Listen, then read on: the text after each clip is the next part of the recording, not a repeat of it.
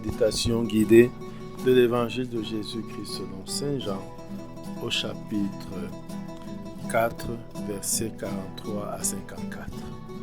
En ce temps-là, après avoir passé 2 jours chez les Samaritains, Jésus partit de là pour la Galilée.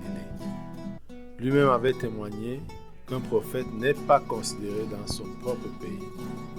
Il arriva donc en Galilée. Les Galiléens lui firent bon accueil, car il avait vu tout ce qu'il avait fait à Jérusalem pendant la fête de Pâques, puisqu'ils étaient allés eux aussi à cette fête. Ainsi donc, Jésus revint à Cana de Galilée, où il avait changé l'eau en vin. Or, il y avait un fonctionnaire royal dont le fils était malade à Capharnaüm. Ayant appris que Jésus arrivait de Judée en Galilée, il alla le trouver. Il lui demandait de descendre à Capharnaüm pour guérir son fils qui était mourant. Jésus lui dit: « Si vous ne voyez pas de signes et de prodiges, vous ne croirez donc pas ?» Le fonctionnaire royal lui dit: « Seigneur, descends avant que mon fils ne meure. » Jésus lui répond: « Ton fils va, ton fils est vivant. » L'homme crut à la parole que Jésus lui avait dite et il partit. Pendant qu'il descendait, ses serviteurs arrivèrent à sa rencontre et lui demandèrent et lui dirent que son enfant était vivant. Il voulut savoir à quelle heure il s'était trouvé mieux. Ils lui dirent: « C'est hier, à la 7e heure, au début de l'après-midi, que la fièvre l'a quitté. » Le père se rendit compte que c'était justement à cette heure où Jésus lui avait dit: « Ton fils est vivant. » Alors il crut, lui aussi, ainsi que tous les gens de sa maison. Tel fut le second signe que Jésus accomplit lorsqu'il revint de Judée en Galilée. Mes frères et sœurs, cet évangile de Jean est très signifiant. C'est une invitation à la foi en Jésus et une manifestation des signes que Jésus fait, des signes de la divinité, de la présence messianique de Jésus au milieu du peuple. 3 choses avant de passer à la méditation. Premièrement, le mouvement de Jésus. Jésus est allé célébrer la Pâque à Jérusalem. Ensuite, il devait revenir en Galilée. Nous savons qu'il est galiléen du nord du pays. Il est donc galiléen. Et pour la célébration de la Pâque, tous les Juifs doivent aller à Jérusalem où se trouve le temple. Et en route de retour vers la Galilée, Jésus s'est arrêté en Samarie. Et donc nous voyons qu'il y a beaucoup de mouvements de Jésus. Judée, Galilée, Samarie. Et une fois revenu en Judée, il y a une tentative de mouvement. Il arrive à Cana.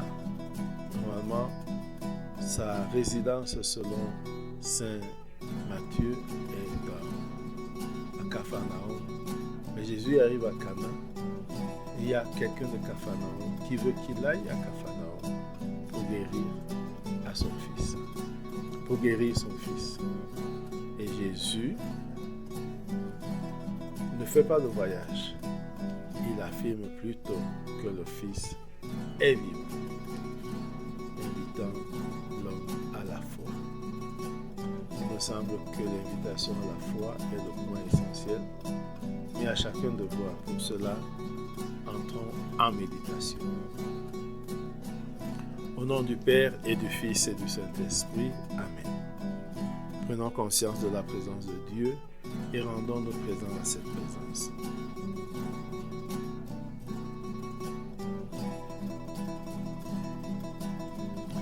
Demandons que l'Esprit Saint nous aide à comprendre les Écritures et à tirer bénéfice de ce temps de méditation, de cette lecture de la parole de Dieu. Demandons la grâce du jour, la grâce de la foi.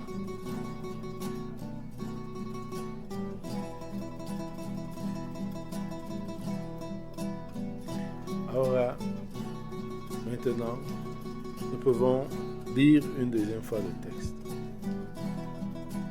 En ce temps-là, après avoir passé 2 jours chez les Samaritains, Jésus partit de là pour la Galilée. Lui-même avait témoigné qu'un prophète n'est pas considéré dans son propre pays. Il arriva donc en Galilée. Les Galiléens lui firent un bon accueil, car ils avaient vu tout ce qu'il avait fait à Jérusalem pendant la fête de Pâques, puisqu'ils étaient allés eux aussi à cette fête. Ainsi Jésus revint à Cana de Galilée, où il avait changé l'eau en vin. Or, il y avait un fonctionnaire royal dont le fils était malade à Capharnaüm. Ayant appris que Jésus arrivait de Judée en Galilée, il alla le trouver. Il lui demandait de descendre à Capharnaüm pour guérir son fils qui était mourant. Jésus lui dit, « Si vous ne voyez donc pas les signes et de prodiges, vous ne croirez donc pas ?» Le fonctionnaire royal lui dit, « Seigneur, descends avant que mon enfant ne meure. » Jésus lui répond, « Va, ton fils est vivant. » L'homme crut à la parole que Jésus lui avait dite et il partit. Pendant qu'il descendait, ses serviteurs arrivèrent à sa rencontre et lui dirent que son enfant était vivant. Il voulut savoir à quelle heure il s'était trouvé mieux. Ils lui dirent, c'est hier à la 7e heure, au début de l'après-midi, que la fièvre l'a quitté. Le père se rendit compte que c'était justement à l'heure où Jésus lui avait dit, ton fils est vivant. Alors il crut, lui, ainsi que tous les gens de sa maison.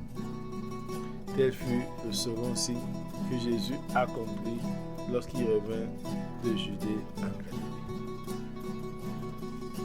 Nous allons d'abord composer le lieu où se déroule cette scène. Nous allons librement l'imaginer.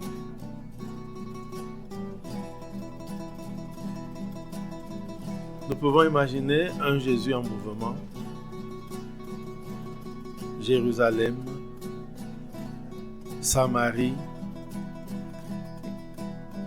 Cana de Galilée. Donc le lieu n'est pas un lieu précis et fixe. Jésus est mobile.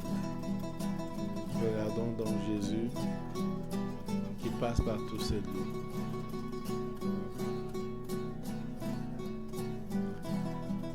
Regardons comment il arrive à Cana de Galilée après avoir célébré la fête de Pâques à Jérusalem et après être passé par la Samarie.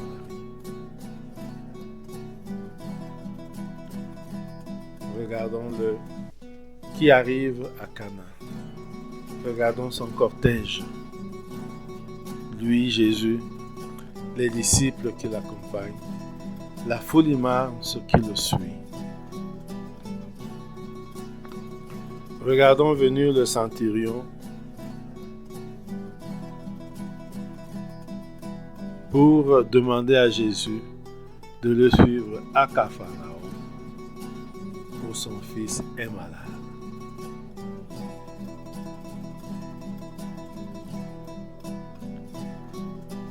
Regardons s'approcher ce serviteur de Jésus. Et regardons Jésus qui l'accueille et l'écoute. Écoutons ce qu'il lui dit.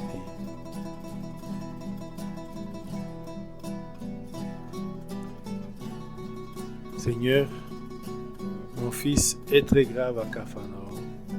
S'il te plaît, descends pour le guérir. Et regardons la réaction de Jésus. Donc, si vous ne voyez pas des signes des prodiges, vous ne croirez donc pas? Écoutons ce reproche et voyons que ce reproche ne décourage pas le fonctionnaire royal. Écoutons ce qu'il dit à Jésus. Seigneur, descends avant que mon enfant ne meure. Écoutons Jésus qui lui répond. Regardons leurs deux regards se croiser. Va, ton fils est vivant. Ressentons ce que ressent l'homme. Ressentons sa foi à la parole que Jésus avait dite. Simplement en disant, va, ton fils est vivant. Et regardons-le partir avec foi et espérance en la réalisation de ce que dit Jésus. Et voyons ces serviteurs qui courent à sa rencontre et arrivent à sa rencontre. Un peu comme un enfant court à la rencontre de son papa qui revient pour l'embrasser. Et il court à la rencontre du maître. Regardons comme le maître accueille la bonne nouvelle. Écoutons les questions qu'il pose. Quand, comment? Et ressentons la foi qu'il ressent, lui et toute sa famille. Entrons en dialogue avec lui, avec Jésus, avec tout le monde, pour pouvoir revivre cet événement et en tirer des leçons pour notre foi et pour la vie éternelle. Donc, prenons un temps de silence pour être avec Jésus.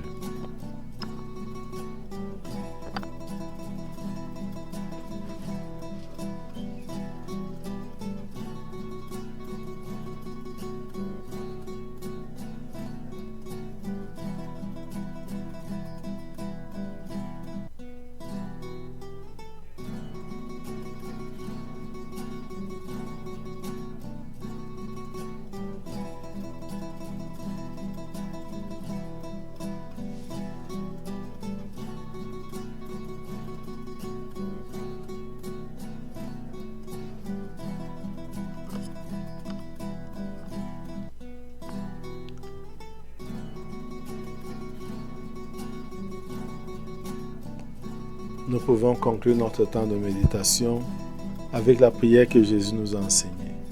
Notre Père qui es aux cieux, que ton nom soit sanctifié, que ton règne vienne, que ta volonté soit faite sur la terre comme au ciel. Donne-nous aujourd'hui notre pain de ce jour. Pardonne-nous nos offenses comme nous pardonnons aussi à ceux qui nous ont offensés. Et ne nous laisse pas entrer en tentation, mais délivre-nous du mal. Amen. Au nom du Père et du Fils et du Saint-Esprit. Amen. Bonne journée.